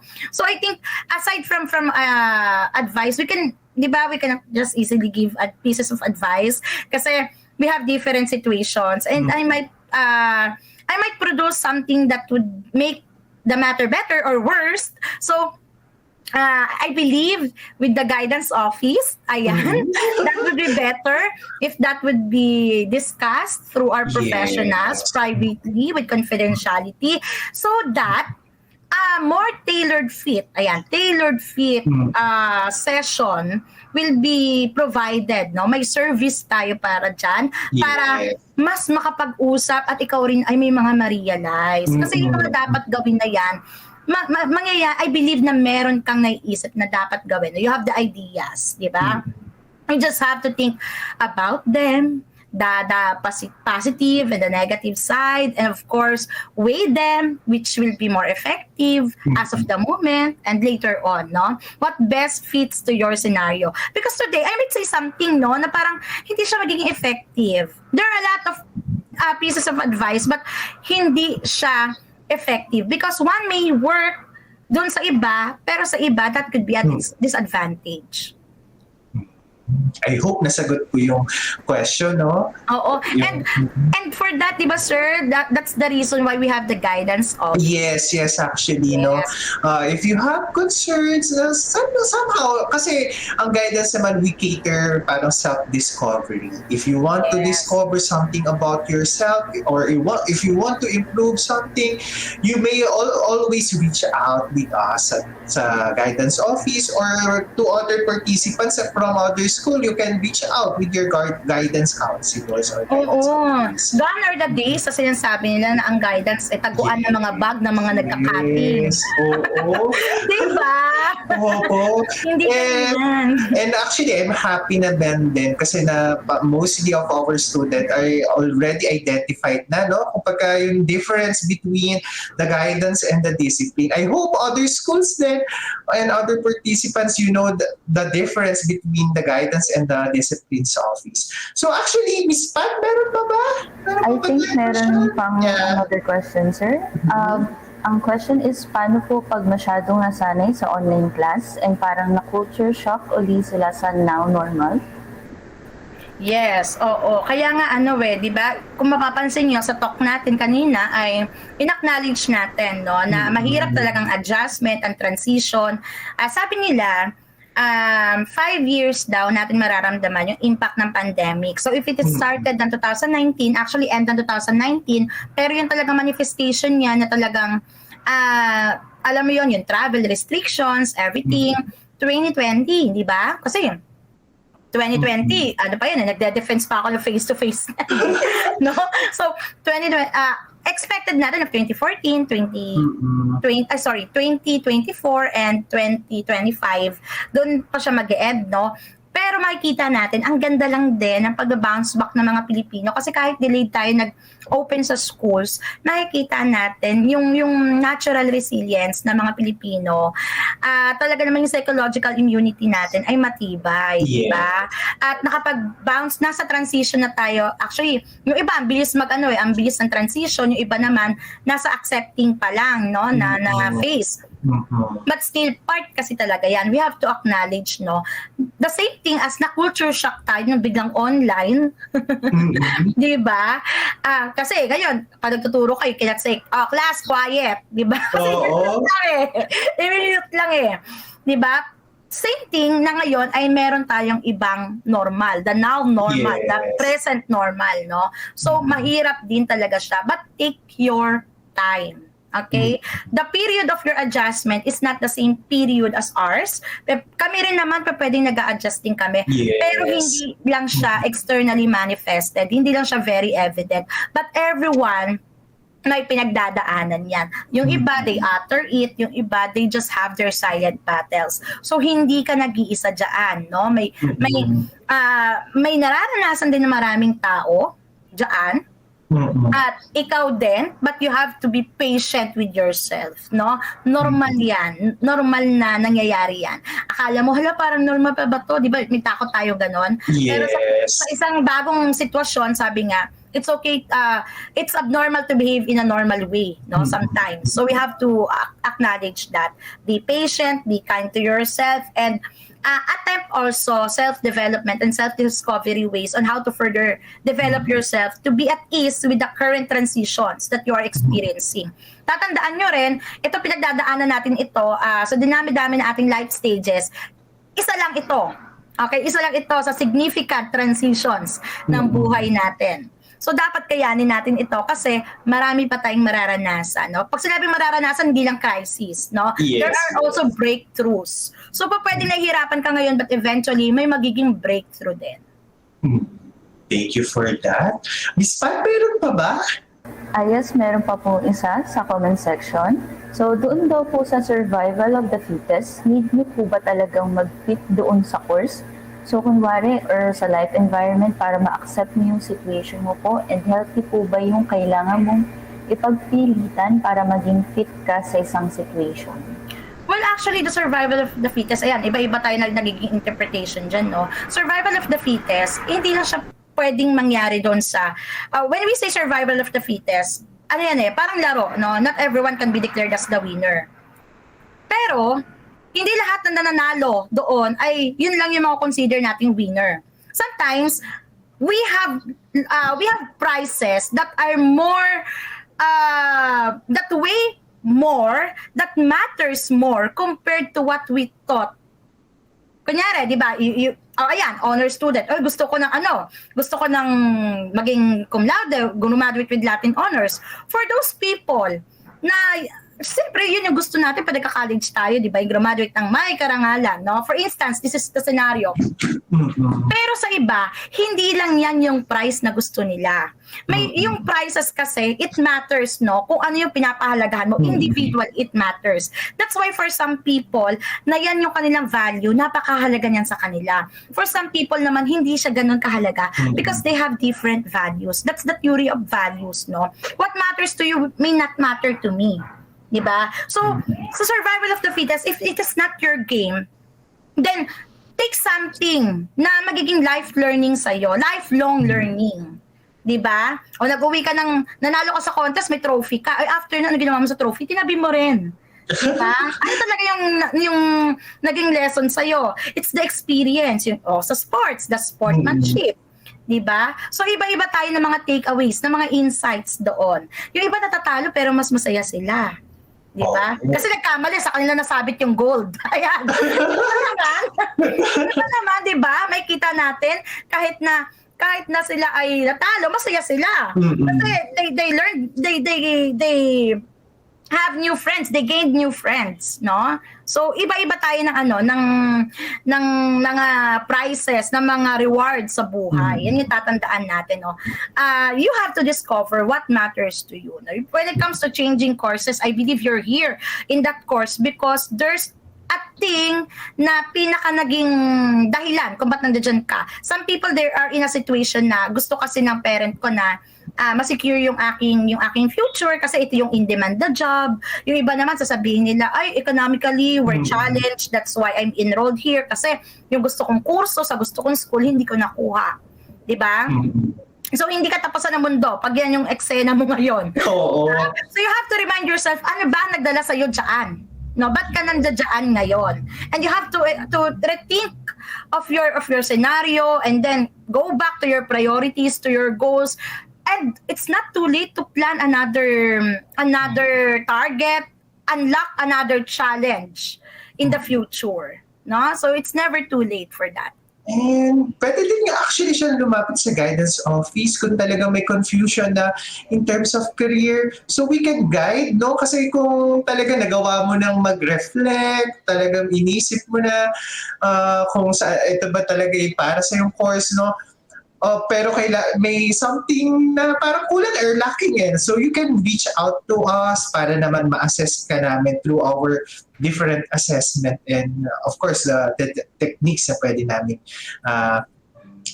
maibahagi sa iyo.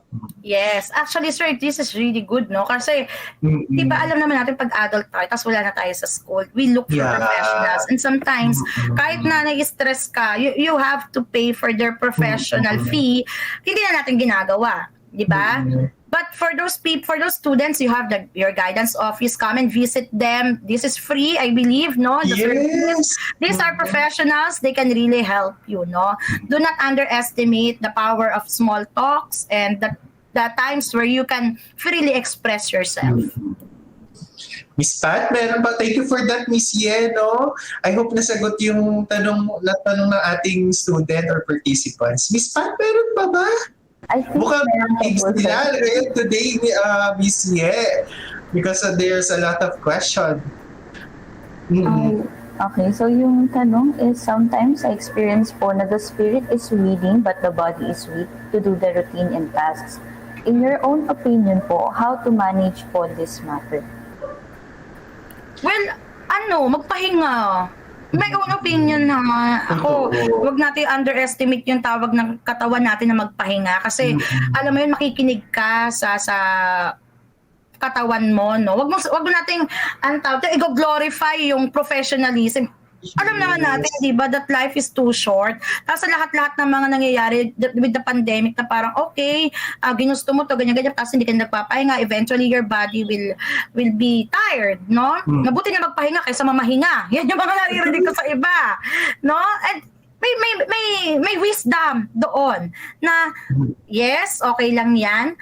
At kapag ikaw ay pagod, magpahinga, kapag nakapagpahinga ka, nare-restart yung katawan mo na pag natutulog ka. Alam mo, pag natutulog, hindi talaga siya hindi sa walang nangyayari, no? Yung katawan mo, na kukondisyon siya para ma-re-energize, nagre-recuperate, no? So yung mga pagod na sistema mo na ipapahinga siya, eventually they will come back stronger and better. So yan ay mare-reflect din sa iyo, no? No matter that's good, no? On the positive side, okay, yung brain mo talaga namang kayang-kaya ko. Talagang yung will power nandoon. But you have to listen to your body because even though you want it, no? Even though you want it, if your body won't allow it, wala nang mangyayari. Okay? It will not be good. So dapat magkaisa rin si will at saka si body. Okay. Parang #me time. So, meron pa tayong question. Good morning po. What would you advise po to those who are always bothered by the guilt, especially at times when we are adjusting from online to office communication? Online to office? Yeah, online to office. Oo, bakit kaya nagiguilt? Ba't kaya may guilt? No? Una, dapat isipin mo muna ano ba yung naghatid sa'yo ng ganyang damdamin, no? Ba't ka nagigilty? Is it because you procrastinated? Is it because you feel like, unworthy naman ako kasi yung iba nakakaya na nila tapos ako nahihirapan pa ako, no? Nandito pa rin ako sa phase na to. Or is it because you felt like hindi mo binibigay yung best mo, no? So, iba-iba kasi yun ng sitwasyon, no? Alamin mo muna, no? I-acknowledge mo muna. Emotion focus, no? Ba't mo ba siya nararamdaman? Ayan. So, pagka dyan, nagkakaroon na tayo ng iba't iba pang mga kaparaanan kung paano siya isosolve. O, if that, halimbawa, nag-procrastinate ka, syempre taga magigilty ka dun, no? Ang dami kong time. Pati ko ginawa to, no? So, yan yung mga sinasabi ng self-inflicted problems, no?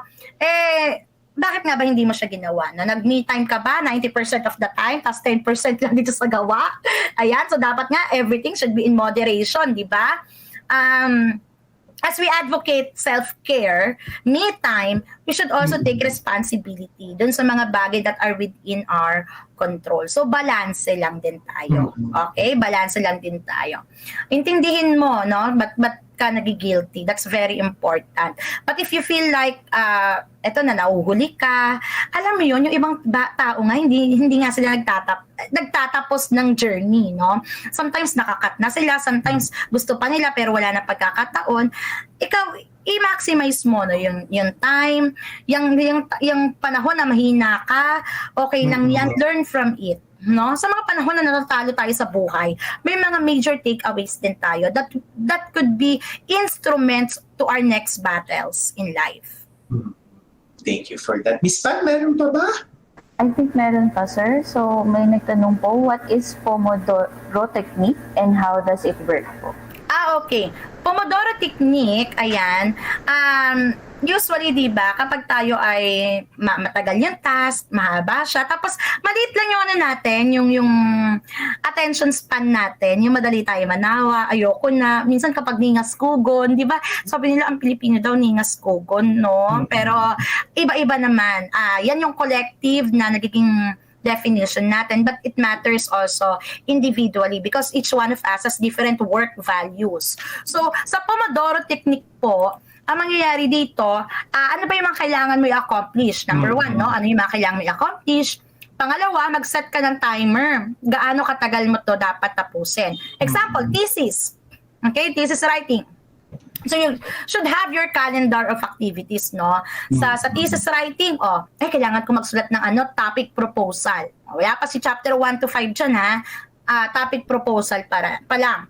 So yun yung target mo. Number 2, set the time, no?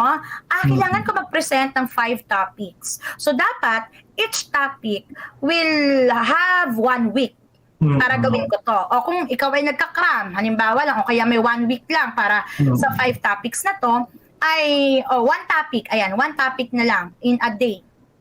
So, sa araw na to, gagawa ako ng topic 1 ko for my topic proposal. So, I'll set 25 minutes per part of the topic proposal. No? After that, work on your task until nag-timer na, no? For 25 minutes, yun lang yung focus mo. Then, next to that, you'll have in 5-minute break. 5 to 10-minute break, 15-minute break, ikaw ang magsiset niyan. Pero wag masyadong matagal. Kailangan 15 to 30-minute break. Kasi if it is more than 30 minutes, usually nawawala na yung momentum. No? So, Pomodoro technique is important especially, or is effective especially if you have limited time and you want to maximize every minute. That's the Pomodoro technique, no? Okay lang yan, habang nasa momentum, and then pahinga, bawi, that's good. Mag-exercise, maghanap ng something green para ma-refresh yung eyesight. Mag-water, tumayo para hindi maging, kumbaga, hindi tayo pumunta doon sa phase na magiging unhealthy tayo pag-acquire ng stroke, di ba? Mas prone kasi ma-stroke yung mga lagi nakaupo, yung hindi mobile, ganyan. So, galaw-galaw. Yan, literal galaw-galaw para di ma-stroke. At pagkatapos ay banat ulit, gawa ulit. No? Thank you for that technique, no? So actually, parang gusto ko din siyang gawin on my own, no? For my daily task. May question pa ba tayo, Miss Pat? Yes po, I think for the last question. Yes. Ma'am, what can you advise to those who are working students? So on how to managing time? Sometimes we don't know where to start. Alam mo talaga yung heart ko for the working students, no? Napakahirap ng sitwasyon sa kanila. Kasi, di ba, they won't work unless it is necessary, no? They have things that, kumbaga, inaakap nila yung responsibility na sana, kung bibigyan ng pagkakataon, gugustuhin din naman talaga nila mag full-time students, di ba? Yeah. So, it's like you're navigating your life, na ina-advance mo yung isang phase ng buhay mo because as a student, you're also becoming a career person. no? So, dalawa yan, ginajuggle mo talaga yan, and you're trying to, alam niyo man, sa pag-juggle, mahirap pag-balance, di ba?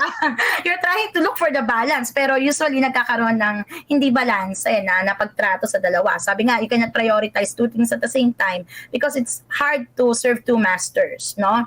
Maybe akala mo na pagbibigyan mo yung dalawa, pero may talagang kakain ng oras mo dyan, atensyon at lakas. So, for those working students, all right, this is in general. I do not know what's your specific context. I do not know your individual scenario, situation. Where are you coming from? But since you are in that situation, no, and if that is really important na you have to survive, you have needs na kailangan mo at na-provide siya ng trabaho mo, then take care of yourself. Okay? Take care of yourself. Health. Okay? Sa mga panahon na dapat matulog ka, magpahinga ka.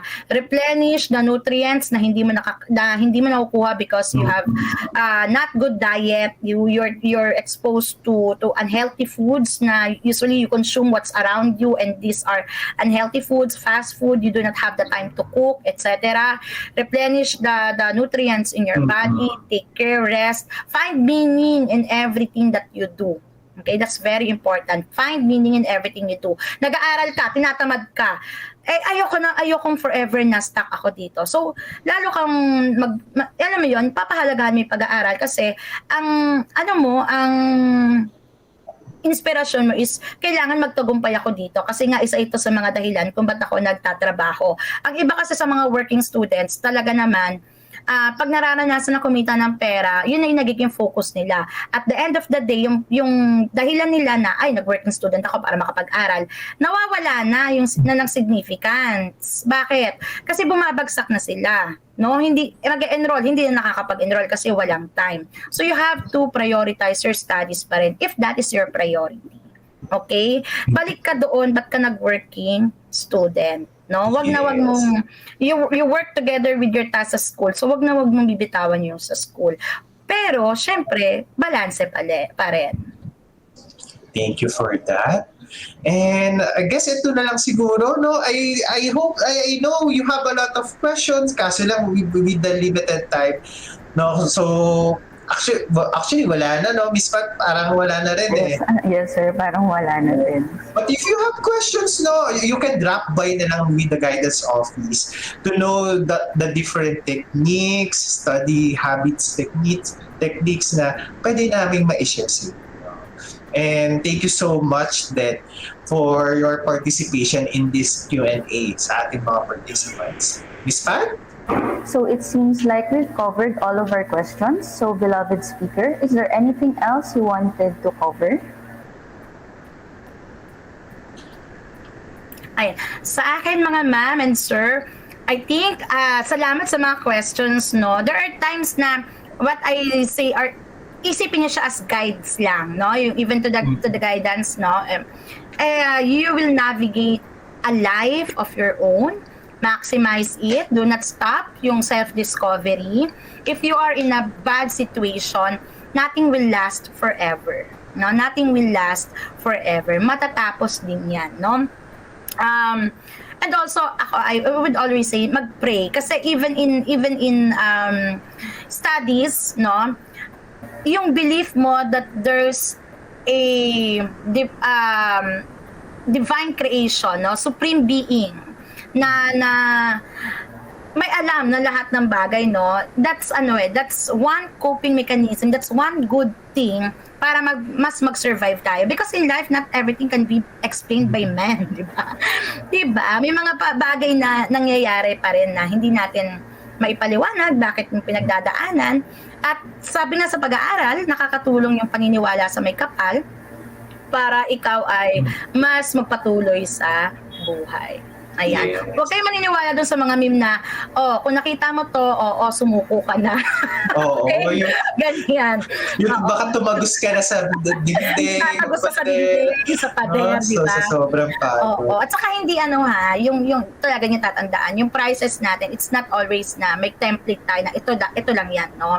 So, some people, they possess that, but since it does not matter to them, hindi rin nagiging meaningful yung buhay sa kanila. So, learn pa rin, okay? Learn and have meaning in your experiences. Ayan. So again, thank you, Miss Riel, for the wonderful presentation. And now for awarding of e-certificate, I would like to call Ms. Marisol Chosas, our Senior Guidance Facilitator, to award the certificate. Ms. Sel? Okay, thank you, Sir Drew, to award the certificate to our dynamic speaker, Mr. Texon. So I will just read this one. The Guidance Counseling and Testing Office would like to appreciate and present the certificate to our dear guest speaker, Ms. Riel Pela Texon, MA, RSI, registered psychometrician and licensed professional teacher, in grateful and sincerest gratitude for her selfless and commendable service rendered as being our resource speaker for today, entitled Managing Transitions, Helping Navigate Through Ups and Downs of College Life in the Now Normal. Given this 25th day of November 2022 at PW Manila, Philippines, signed by the TLS committee members, headed by Ms. Mariel Benitez Havillania, our Beeper for Campus Life, Philippine Women's University. Thank you so much, Ms. Sel. And to give us our wrap-up for today, let us all welcome our beloved GCTO head, Ms. Cristina Veron. Ms. Teen? Yes, thank you so much, Sir Andrew.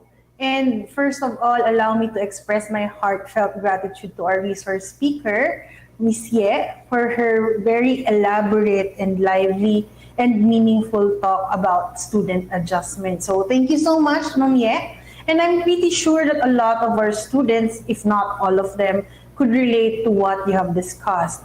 And I would also like to thank the GCTO team, the ICT, Media Center, Campus Life, and of course, all of you who are present here today. And this webinar would not be a success without all of you. So hearing from our speaker and the interactions during this webinar, I'd like to think that all of us learned that while it's true that student life can be challenging and stressful, there is hope that it can be navigated through successfully as long as you have self-discipline and you practice healthy coping mechanisms such as self-care practices.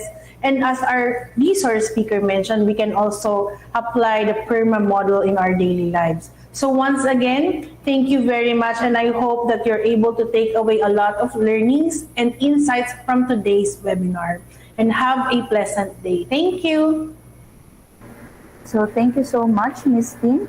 Again, please make sure to answer our evaluation form and don't forget to encode our TLS code SF7VTQ5C for e-certificates and TLS points. So that is for today. We appreciate you being here. We would like to thank everyone who made this seminar series possible. Thanks again for joining us today. For more GCTO updates, kindly like our official Facebook page.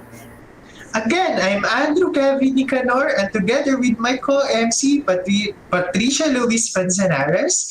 See you next time. Join us in our PWE. God bless us all. Good morning, everyone.